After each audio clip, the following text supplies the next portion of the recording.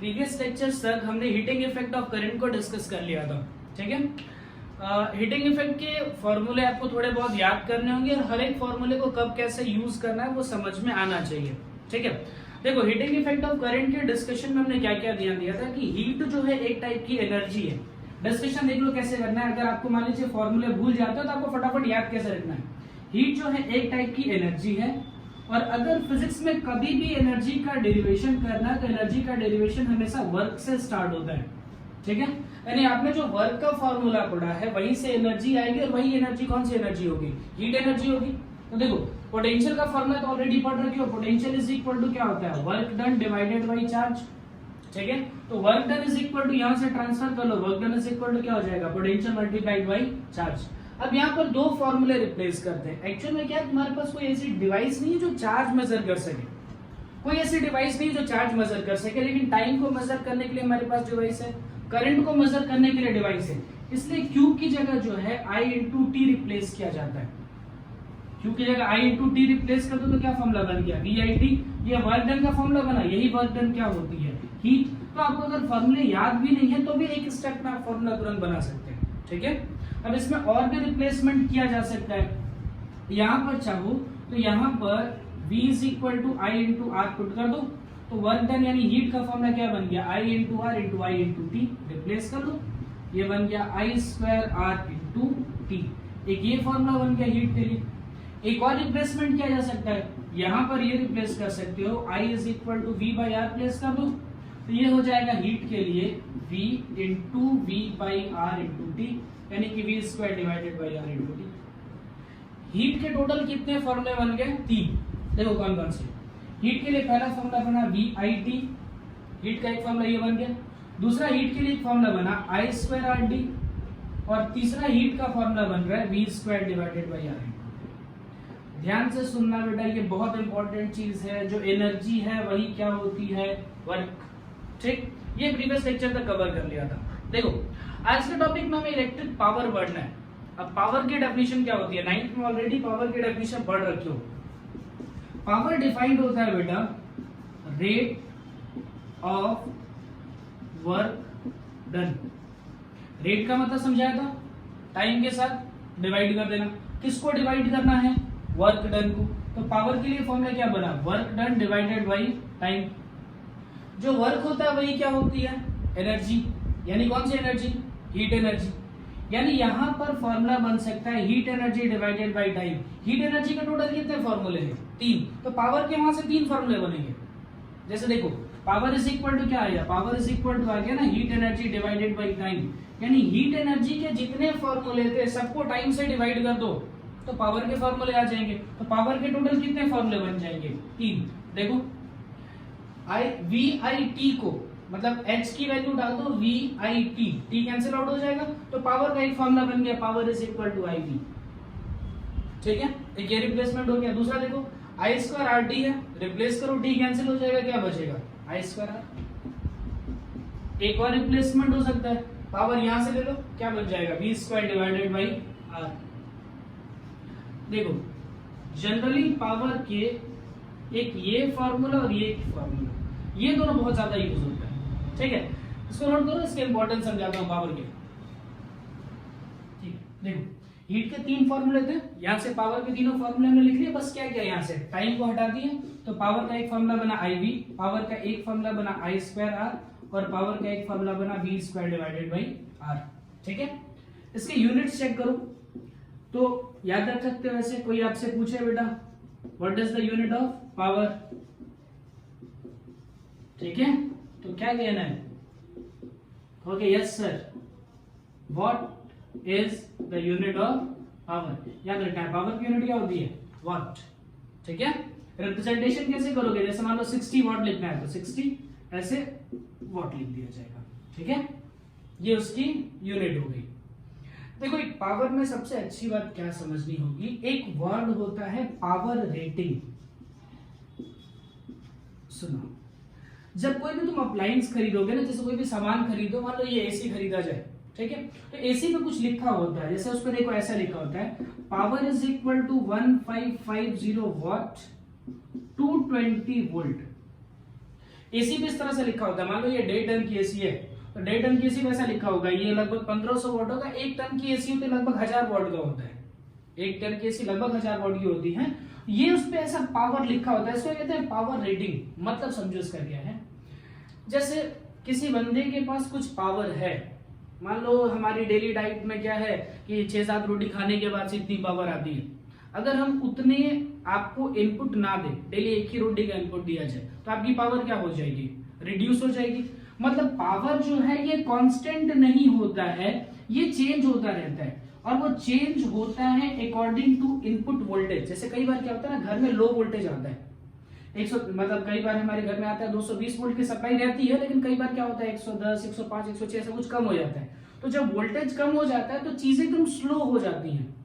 मतलब ये है कि अगर किसी चीज पे ऐसा लिखा है कि 1500 वॉट का है, 220 वोल्ट पे चल रहा है, इसका मतलब ये अपने मैक्सिमम इफिशियंसी पे तब चलेगा,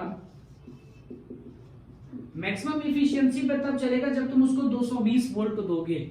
लेकिन अगर 220 वोल्ट नहीं दिया, कम दिया, तो उसकी पावर कम हो जाएगी। जैसे एक क्वेश्चन ऐसे देख लो, एनसीईआरटी का ये क्वेश्चन है, उसमें क्वेश्चन में ऐसा बोला गया है, क्वेश्चन को डिस्कस कर लेते हैं कि कोई अप्लायंस है, उसकी पावर रेटिंग जो लिखी गई है वो लिखी गई है 100 वॉट, सपोज करो 220 वोल्ट। ऐसा लिखा गया कि उसकी पावर है 100 वॉट 220 वोल्ट पे। कह रहा है कि अगर वोल्टेज जो है वो कम होकर के 110 वोल्ट हो जाए तो उसकी पावर नेट कितनी हो जाएगी। नेक्स्ट उसकी पावर आपको कैलकुलेट करनी होगी। ध्यान से सुनना क्वेश्चन क्या है, कोई बल्ब है 100 वॉट का, 100 वॉट का बल्ब है और 220 वोल्ट पे उसकी रेटिंग है। जब वोल्टेज रेटिंग 220 से, इस क्वेश्चन में हमें सोचना कैसे होगा, पावर के टोटल हमारे पास कितने फॉर्मूले, 3। एक तो पावर का फॉर्मूला है IV, दूसरा है I²R और तीसरा है V²/R। कौन सा फॉर्मूला इसमें यूज करना चाहिए वो सोचो। देखो फॉर्मूले कौन सा यूज करना होगा, आप पहला फॉर्मूला बिल्कुल यूज नहीं करेंगे। लॉजिक समझिए क्यों इसका। फर्स्ट आप फॉर्मूला यूज नहीं करोगे, इसके पीछे का क्या लॉजिक है। देखो तुमने अगर वोल्टेज को कम किया तो करंट भी कम हो जाएगी। अगर वोल्टेज जो है वो हमारी रिड्यूस हुई है तो करंट भी क्या हो जाएगी, रिड्यूस हो जाएगी। मतलब यहाँ पे दोनों वेरिएबल हो जाएंगे, दोनों के दोनों वेरिएबल हो जाएंगे, इसलिए पहला फॉर्मूला यूज नहीं कर सकते। ठीक है, तो सोचना फिर कौन सा फॉर्मूला यूज किया जाए। देखो ध्यान से सोचो, तुम्हें वोल्टेज दिया गया है और पावर पूछ रहा है, वोल्टेज दिया गया है और पावर पूछ रहा है। एक बात सोचो, मान लो मैंने कोई बल्ब डिजाइन किया, कोई ऐसी डिजाइन कर ली, तो उसका रेजिस्टेंस कभी नहीं बदलेगा। उसमें क्या होता है, जैसे मान लो एक बल्ब है, एक बल्ब के बारे में सोचो, तो बल्ब के अंदर क्या होता है, सब फिलामेंट होता है। ठीक है, इस तरीके से एक फिलामेंट होता है, तो इस फिलामेंट का क्या होगा, अपना खुद का रेजिस्टेंस होता है। ये रेजिस्टेंस कभी नहीं बदलेगा, ये रेजिस्टेंस बदलेगा नहीं, चेंज नहीं होगा। तो आप एक काम कर सकते हो, इसमें 2 केस बना लो, इसके 2 केस बना लो, केस 1 और केस 2 करके सॉल्व करते हैं। देखो केस 1 और केस 2 करके सॉल्व करते हैं। पहले केस में पावर कितनी है 100 और वोल्टेज कितना है 220। दूसरे केस में पावर तुम्हें कैलकुलेट करनी है और वोल्टेज है 110 का। ठीक है, रेजिस्टेंस दोनों केस में क्या होने चाहिए, सेम। अब दिमाग लगाओ, आपके पास यही फॉर्मूला बचा है यूज करने के लिए, इसी फॉर्मूले को यूज कीजिए। यहाँ का पावर लिखो, ये P1 कर लो और ये P2 कर लो। ठीक है, तो P1 इज इक्वल टू क्या हो जाएगा, V² डिवाइडेड बाई R, यानी 220 का स्क्वायर डिवाइडेड बाई R। और P1 की वैल्यू कितनी है 100, इसे डाल दिया। ऐसे यहाँ लगाओ पावर, यानी यहाँ P2 तुम्हें फाइंड करना है, V² यानी क्या हो जाएगा 110 का square divided by R। Equation number 1 और इक्वेशन नंबर 2, दोनों इक्वेशंस को आपस में डिवाइड कर दीजिए। इक्वेशन नंबर 1 इक्वेशन नंबर 2 को डिवाइड करोगे तो क्या बनेगा, 100 divided by P2 is equal to, ये हो जाएगा 220 का स्क्वायर डिवाइडेड बाई 110 का स्क्वायर। तो 220 का स्क्वायर तो ऐसे लिख सकते हो, डिवाइडेड बाई 110 का स्क्वायर इसको ऐसे लिख सकते हैं। ये उसको सॉल्व करो, ऊपर कितना आएगा 4 से इसे कट कीजिए, कितना आएगा 25, यानी पावर कितना आ गया आपका बेटा 25 वॉट। ये एनसीईआरटी का क्वेश्चन है, आई थिंक क्वेश्चन नंबर 4 या क्वेश्चन नंबर 5 होगा। ठीक है, ऐसे ही सेम टू सेम क्वेश्चन है ये। ठीक है, चलो इसे नोट करो, फिर आगे बढ़ते हैं। ओके चलो एक क्वेश्चन और करके देख लेते हैं। कई बार इस तरीके के क्वेश्चन आते हैं कि मान लो एक 40 वॉट का बल्ब और एक 60 वॉट का बल्ब, हमने क्या किया, जैसे 2 बल्ब लिए, दोनों बल्ब का सीरीज में कनेक्ट कर दिया और इसको सीरीज के साथ में एक बैटरी यहाँ पर लगा दी। सपोज करो ये 220 वोल्ट की है, मैं आपसे पूछूं कि इसमें करंट कितनी फ्लो करेगी, ठीक है। इसकी पावर दी गई है, पावर दिया गया है बेटा इसका मान लो 40 वॉट टू 20 वोल्ट। 40 से काम करते हैं, इसको 100 टू 100 कर देते हैं। 100 वॉट टू 20 वोल्ट इसकी पावर है। ये बल्ब 200 वॉट का है, 220 वोल्ट। ध्यान से सुनना, कभी सिर्फ पावर लिख करके नहीं आता है, पावर के बाजू में वोल्टेज दिया होता है। मतलब ध्यान से सुनना, इसका मीनिंग क्या हुआ, कॉम्बिनेशन तो सीरीज है, मतलब ये जो 220 है ये दो पार्ट में डिवाइड हो जाएगा। यहां चला गया मान लो V1 और यहां चला गया V2, ठीक है। इसका पावर 200 वॉट होगा जब वोल्टेज 220 होगा, लेकिन अभी तो वोल्टेज कितना दे रहे हैं V2, तो इसका पावर मुझे कुछ नहीं पता, इसका पावर कितना होगा वो मुझे नहीं पता। ध्यान से फिर से सुनिए इन चीजों को। 220 का वोल्ट है, दो बल्ब है, तो वोल्टेज जो है वो डिवाइड हो जाएगा। डिवाइड होगा, इसकी पावर रेटिंग है 200 वॉट 220 वोल्ट, मतलब इसकी पावर 200 वॉट होगी अगर वोल्टेज 220 है तब, यानी जब ये अपने मैक्सिमम एफिशिएंसी पे काम करेगा तब। लेकिन अभी वोल्टेज मैं कितना दे रहा हूँ, V2 दे रहा हूँ, तो पता नहीं इसकी पावर कितनी है वो मुझे नहीं पता। लेकिन एक चीज अभी अभी समझाया इसके पहले कि रेजिस्टेंस कभी नहीं बदलेगा। रेजिस्टेंस नहीं बदलने वाला, तो मैं क्या करूं, इस दिए हुए इंफॉर्मेशन की हेल्प से रेजिस्टेंस निकाल लूं। जैसे क्या करूं, इस बल्ब का एक रेजिस्टेंस निकाल लूं, फिर बाजू वाले बल्ब का रेजिस्टेंस निकाल लूं। अब यहां पर क्या है, 220 वोल्ट की सप्लाई है। इसको सॉल्व करना तो बहुत इजीली मुझे आता है, यानी मेन काम क्या करना है, इन दोनों बल्ब का क्या निकाल लो, रेजिस्टेंस निकाल लो, इन दोनों बल्ब को रेजिस्टेंस में कन्वर्ट कर लो, उसके बाद उसको सीरीज में सॉल्व कर लो। जैसे यहाँ देखो, इसमें क्या दिया गया है, इस इंफॉर्मेशन से लिखो, पावर दी गई है आपको 200, वोल्टेज दिया गया है 220, और आपसे क्या पूछ रहा है, पहले रेजिस्टेंस निकालने के लिए कौन सा फॉर्मूला यूज करना चाहिए। देखो फॉर्मूले टोटल कितने हैं, एक फॉर्मूला है पावर IV, दूसरा फॉर्मूला है I²R, और तीसरा फॉर्मूला है V²/R। तो फॉर्मूला कौन सा यूज करना पड़ेगा, ये थर्ड वाला V²/R वाला, इसको यूज कर लो। तो R इज इक्वल टू क्या हो जाएगा, V² divided by P। R is equal to हो जाएगा V² divided by P। V² यानी कितना हो जाएगा, 220 का स्क्वायर डिवाइडेड बाई पावर कितनी है 200, ठीक है। इसे सॉल्व कर लिया, कितना हो जाएगा 22 मल्टीप्लाइड बाई 11। तो ये कौन सा, इस सेकंड वाले बल्ब का रेजिस्टेंस आ गया, यानी ये R2 की वैल्यू हो गई। ऐसे ही यहां से क्या करो, ये दिए हुए इंफॉर्मेशन से R1 निकाल लो। तो चलो यहां से R1 निकालते हैं, तो R1 इज इक्वल टू क्या हो जाएगा, V²/P। इसमें भी वैसे ही करोगे। इसका वोल्टेज कितना होगा 220, लेकिन पावर कितना होगा 100। सॉल्व करिए, कितना हो गया 220 मल्टीप्लाइड बाई 220 डिवाइडेड बाई 100। इसको सॉल्व करने पाया 22 मल्टीप्लाइड बाई 22, ये R1 की वैल्यू हो गई। यानी इसको मैंने दो रेजिस्टेंस में कन्वर्ट कर लिया। इस रेजिस्टेंस की वैल्यू हो गई 22 मल्टीप्लाइड बाई 22, और इस वाले रेजिस्टेंस की वैल्यू हो गई 22 मल्टीप्लाइड बाई 11। आपसे क्या पूछ रहा था, इसमें करंट फाइंड आउट करने के लिए कह रहा था, पहले आप इसको एक स्टेप सिंप्लीफाई करो। ये कॉम्प्लिकेटेड सर्किट है, ये कनेक्शन कैसा है, सीरीज। तो सीरीज में R इक्विवेलेंट के लिए क्या फॉर्मूला होता है, R equivalent is equal to R1 plus R2। 22 common ले लेना, तो 22 प्लस 11 33 बन जाएगा। यानी यहां से R इक्विवेलेंट जो आएगा वो आएगा 22 मल्टीप्लाइड बाई 33, ठीक है। एक स्टेप मैंने इसको सिंप्लीफाई कर लिया। अब बस यहां से क्या फाइंड कर लेना है, करंट, ठीक है। तो करंट के क्या हो जाएगा, V is equal to IR लगाओ, तो I is equal to V divided by R, यानी कि 220 डिवाइडेड बाई 22 मल्टीप्लाइड बाई 33, ये हो जाएगा करंट की वैल्यू 10 डिवाइडेड बाई 33, ठीक है। देखो क्या ध्यान रखा हमने, पावर के ये तीन फॉर्मूले हैं, ठीक है। कभी भी ऐसे दो केस बन जाए जिसमें केस 1 और केस 2 लेकर के सॉल्व करना पड़े, तो ये V power is equal to IV वाला फॉर्मूला यूज नहीं करना। क्यों, क्योंकि वहां अगर वोल्टेज बदल गया, जैसे मान लो ओम्स लॉ के अकॉर्डिंग देखा जाए, अगर वोल्टेज बदलता है तो करंट भी बदल जाती है। यानी यहाँ पर दोनों वेरिएबल हैं, इसलिए ये फॉर्मूला डायरेक्टली यूज नहीं किया जा सकता, ठीक। फिर क्या सोचा, एक ऐसी चीज है जो जल्दी नहीं बदलती, और वो कौन सी चीज है, रेजिस्टेंस। हाँ, टेम्परेचर बहुत ज्यादा इंक्रीज कर जाएगा तो रेजिस्टेंस बदलता है, लेकिन नॉर्मली हम रेजिस्टेंस नहीं बदलते। और क्या होता है, वोल्टेज जो होता है वो पावर रेटिंग में ही डिसाइड हो जाती है। तो 90% टाइम जो होता है आपको पावर के लिए V²/R वाला फॉर्मूला यूज करना पड़ता है। देखो यहाँ पर भी हमने वही यूज किया, ठीक है। इस तरीके से क्या हो सकता है, आप पैरेलल कॉम्बिनेशन का भी लगा सकते हो। जैसे मान लो इसके बाद में एक पैरेलल कॉम्बिनेशन कराता हूं, उसको देख लो और ट्राई करते हैं। ठीक है, उसमें हम इसके पहले हमने क्या किया था, जो दोनों बल्ब थे दोनों बल्ब को सीरीज में कनेक्ट किया था।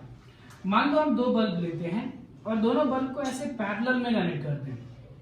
ठीक है, अब आपसे बोला जाए कि सपोज करो बच्चा कि ये 220 वोल्ट है, ऐसे समझिए इसकी पावर क्या है 100 वॉट की है 220 वोल्ट, इसकी पावर रेटिंग है 200 वॉट और 220 वोल्ट। ठीक है, अब आपसे मैं पूछूं कि इस सर्किट में फ्लो होने वाला टोटल करंट फाइंड आउट करो। ठीक है, इसमें कर वैसे भी सकते हो कि जैसे इसके प्रीवियस वाले में किया था कि इन दोनों का रेजिस्टेंस निकाल के रेजिस्टेंस रखा था, रेजिस्टेंस को पैरेलल में सॉल्व कर लिया था तो भी सॉल्व हो जाएगा, कोई दिक्कत नहीं है। बट इसका एक शॉर्टकट मेथड आता है, वो देखो कैसे इजीली सॉल्व हो सकता है, बहुत प्यारा सा है। यहां से यहां तक का वोल्टेज कितना है 220, ये कितना होगा 220, ये भी कितना होगा 220, मतलब इसका वोल्टेज जो है वो बदल नहीं रहा, वोल्टेज जो है वो सेम है, तो इसकी पावर भी तो नहीं बदलेगी भाई। देखो अब इसके पहले वाले में पावर क्यों चेंज हो रहा था, क्योंकि वो सीरीज कनेक्शन था, तो सीरीज में वोल्टेज डिवाइड हो जा रहे थे। ये कनेक्शन कैसा है पैरेलल, तो इसमें वोल्टेज डिवाइड नहीं होंगे, तो जो वोल्टेज यहाँ का वही वोल्टेज यहाँ का, वही वोल्टेज यहाँ का। तो 220 वोल्ट पे इसकी पावर कितनी है 200, 220 वोल्ट पे इसकी पावर कितनी है 100। अब यहां पर डायरेक्ट तुम पावर IV का फॉर्मूला लगा सकते हो, क्यों, क्योंकि इसका पावर बदल नहीं रहा है। पावर कितना है इसका 100, इसमें फ्लो होने वाली करंट चलिए मान लीजिए बेटा I1 और इसमें फ्लो होने वाली करंट मान लेते हैं I2, इसका वोल्टेज कितना हो जाएगा 220, तो I1 की वैल्यू कितनी आई 10 डिवाइडेड बाई 22। ठीक, ऐसे यहां यूज करो, इसका यूज करो पावर IV, पावर कितना हो जाएगा 200 इज इक्वल टू करंट आपको फाइंड करनी, कौन सी करंट हो जाएगी I2 और वोल्टेज कितना 220, तो I2 इज इक्वल टू कितना हो जाएगा, देखो I2 इज इक्वल टू कितना हो जाएगा 20 डिवाइडेड बाई 22। ठीक, अब मुझे क्या पूछा था टोटल करंट पूछ रहा था ना, तो I इज इक्वल टू क्या बनता है I1 plus I2, parallel combination में करंट डिवाइड होती है, तो I1 की वैल्यू कितनी आ गई 10 बाई 22, I2 की वैल्यू कितनी आ गई 20 बाई 22, तो टोटल करंट कितना आया 30 डिवाइडेड बाई 22 एम्पियर। प्रीवियस जैसे आपने किया था वैसे भी सॉल्व कर सकते हो कि इसमें V²/R का फॉर्मूला लगा के इसका रेजिस्टेंस निकालो, इसका रेजिस्टेंस निकालो, पैरेलल में सॉल्व करो, फिर हो जाएगा वो भी, लेकिन वो थोड़ा सा लेंथी हो जाता, थोड़ा सा लंबा हो जाता। ठीक है, चाहो तो उसको वैसे एक बार घर पे ट्राई करना है, इस तरीके से ट्राई करके देखना, आंसर आपको सेम मिलेगा। ठीक है, चलिए हमारा एक छोटा सा और टॉपिक है, वो है commercial unit of energy. Actual में होता क्या है बेटा, जैसे मान लीजिए हम इलेक्ट्रिक मीटर की बात करते हैं, तो घर में जो होता है वो इलेक्ट्रिकल एनर्जी आती है, उस इलेक्ट्रिकल एनर्जी को इलेक्ट्रिक मीटर जो है वो मेजर करता है। एनर्जी के एक्चुअल में यूनिट क्या होती है जूल, लेकिन ये जूल जो है ना बहुत छोटी यूनिट है, इतनी छोटी यूनिट से आप जैसे मान लीजिए मैं बोल रहा हूँ 1500, 5000, 10000, तो ये जूल में देखा जाए तो बहुत कम आएगा। ठीक है, तो थोड़ी सी मुझे बड़ी यूनिट चाहिए होती है ताकि आप उसको कॉमर्शियली यूज कर पाओ। कॉमर्शियल यूनिट मतलब क्या होता है, किसी चीज को बहुत बड़े लेवल पे यूज कर पाना। तो देखो कैसे इसमें काम करना है, पावर की हेल्प ली जाती है। पावर इज इक्वल टू क्या होता है बेटा work done divided by time, और वर्क डन को ही हम क्या लिख सकते हैं एनर्जी, तो एनर्जी डिवाइडेड बाय टाइम। अब यहीं से यूनिट्स लिखना स्टार्ट करो, पावर की यूनिट क्या होती है वॉट, ठीक है, एनर्जी के लिए यूनिट क्या हो जाएगी जूल, और टाइम की यूनिट क्या होगी सेकंड। यानी आप जूल को लिख सकते हो, जूल इज इक्वल टू लिखा जा सकता है वॉट मल्टीप्लाइड बाई सेकेंड। अब मैं कह रहा हूं कि ये बहुत छोटी यूनिट है, वेरी स्मॉल यूनिट। ठीक है, इसको थोड़ा सा आपको इंक्रीज करना है, थोड़ा सा बढ़ाना है। तो वॉट को अगर मुझे इंक्रीज करना है तो उसको लिखोगे किलो वॉट। ठीक हो, जैसे मान लो वो ग्राम होता है ना, ग्राम से आप बड़ा करके क्या लिख सकते हो किलोग्राम, वॉट मतलब वो उसमें और 10⁶ लिख सकते हो, मेगा लिख सकते हो, गीगा लिख सकते हो, और ऐसी चीजें कर सकते हो। मतलब इसमें क्या लिखना होगा किलोवाट। ठीक, सेकंड को थोड़ा सा बड़ा करो, ये क्या लिख सकते हैं आर। तो इसको कहा जाता है यूनिट, मतलब इसको यूनिट ही पढ़ते हैं, वो पढ़ा जाता है किलो वाट आर, और ये थोड़ी लार्ज यूनिट है। ठीक है, इसको हम कॉमर्शियली यूज कर पाते हैं। एक चीज कई बार आपसे पूछा जाता है कि किलोवाट आवर को जूल में कन्वर्ट कीजिए। मतलब मान लो मैं बोलूं कि 1 किलोवाट आवर को जूल में कन्वर्ट करना है, तो जूल का मतलब क्या होता है वॉट इंटू सेकेंड। लिख डालो इसको। 1 kilowatt hour is equal to क्या हो जाएगा, वॉट मल्टीप्लाइड बाय सेकंड। यानी किलोवाट को किस में कन्वर्ट करना होगा, वॉट में, और आर को किस में कन्वर्ट करना होगा, सेकंड में। तो किलोवाट को वॉट में कन्वर्ट करोगे तो कितना से मल्टीप्लाई करना होगा, 1000 से। आर को सेकंड में कन्वर्ट करना होगा तो कितना से मल्टीप्लाई आएगा, 3600। यानी टोटल मल्टीप्लिकेशन कितना आया, 1000 मल्टीप्लाइड बाय 3600। ये हो गया बेटा, इस पे 10 टू दी पावर लिखा जा सकता है 5। ठीक है, तो 1 किलो वॉट आवर का मतलब हो जाएगा 36 into 10 to the power of 5, या फिर कई जगह ऐसा लिखा होता है थोड़ा सा चेंज करके 3.6 into 10 to the power 6 joule. ठीक है, ये हो गया 1 किलो वॉट आवर। इस पे जो क्वेश्चंस होता है वो इलेक्ट्रिसिटी का जो बिल होता है वो कैलकुलेट करने के लिए आता है। तो वो वैसे क्वेश्चन तो आप 9th में भी कर ही रखते हो, फिर भी एक क्वेश्चन मान लीजिए मैं आपको बता देता हूँ। ठीक है, कि मान लो कोई एक टेलीविजन है, उसकी पावर दी गई है, वो पावर दी गई है सपोज करो 500 वॉट। ठीक है, ये डेली, ये जो टेलीविजन है हमारा डेली करीब करीब 5 आवर्स तक यूज हो रहा है। ठीक, आपसे कह रहा है कि बताओ कितना यूनिट जो है बिजली का बिल ऊपर उठ जाएगा। जैसे आप मीटर को देखो तो उसमें यूनिट्स आते हैं, जैसे 500 यूनिट आया, 400 यूनिट आया, 600 यूनिट आया। तो अगर मैं टीवी को, जो 500 वॉट की टीवी है, 5 घंटे तक चलाऊं तो कितना यूनिट आएगा। यूनिट का मतलब क्या बेटा, किलो वॉट आवर। यानी आपको क्या करना है, पहले पावर को लिखना है, कौन से टर्म में लिखना है, किलो वॉट। यहाँ पर पावर किसमें है, वॉट में, तो किलो वॉट में कन्वर्ट करने के लिए क्या करना होगा, 1000 से डिवाइड कर दो, तो ये हो जाएगा 0.5 किलो वॉट इसकी पावर। और टाइम की वैल्यू कितनी रहेगी, 5 आवर्स। ठीक है, चलो 1 यूनिट्स निकालो। यूनिट का मतलब क्या होता है, कितने यूनिट्स आएंगे, किलो वॉट में किससे मल्टीप्लाई करना होगा, आवर से। किलो वॉट कितना है 0.5 और आवर कितना है 5, मल्टीप्लाई कीजिए कितना आएगा 2.5 यूनिट्स। इतने यूनिट आपके बिजली का बिल आएगा अगर हम एक 500 वॉट की टीवी 5 घंटे तक चला रहे हैं। ठीक है, ये आपका लास्ट टॉपिक था। अब एनसीईआरटी के एक्सरसाइज सॉल्व करना स्टार्ट कीजिए, थोड़े से एग्जांपल्स भी उसके ट्राई कीजिए। यहाँ पर चैप्टर हमारा कंप्लीट होता है। ठीक है, नेक्स्ट चैप्टर आपका I think source of energy start कर लेंगे, उसमें एक ही लेक्चर में वो शायद पूरा कंप्लीट कर दिया जाए। 1 शॉर्ट रिविजन आपका आ जाएगा, 3 मार्क्स के लिए वो आते हैं। ठीक है।